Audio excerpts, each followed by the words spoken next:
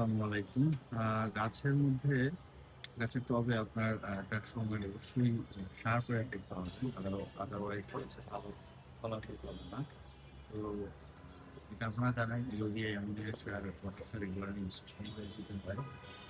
আমি এই যে গাছের মানে ফল, ফুল এগুলো বৃদ্ধির জন্য দিতে হচ্ছে পটাশ সার। আপনি পটাশ সার দেওয়ার পরে আমার মোটামুটি গাছের ফল, ফুলের পরিমাণ একটু বেড়েছে মাশাআল্লাহ। জানেন ইউরিয়া সার দিতে হয় গাছের বৃদ্ধির জন্য। যে আমার এখানে বলফুল গাছে মোটামুটি ভালো হচ্ছে। আসলে এটা এক ধরনের আনন্দ। ছোট ছোট যেটাই গাছ থেকে পায় না কেন বেশ আনন্দ জায়গা। ওই যে একটা জীবন গাছ।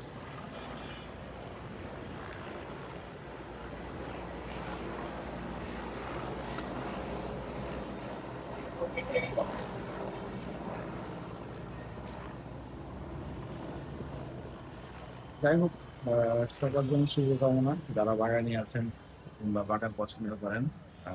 এরকম ভাবে আপনাদের গাছের পরিচর্যার জন্য আপনি যথাসময় যখন গাছের বৃদ্ধির সময় তখন দিবেন ইউরিয়া, এবং গাছের যখন ফুল ফল আসার সময় তখন দিবেন হচ্ছে পটাশ সার। ভালো থাকবেন সবাই। আল্লাহ হাফেজ।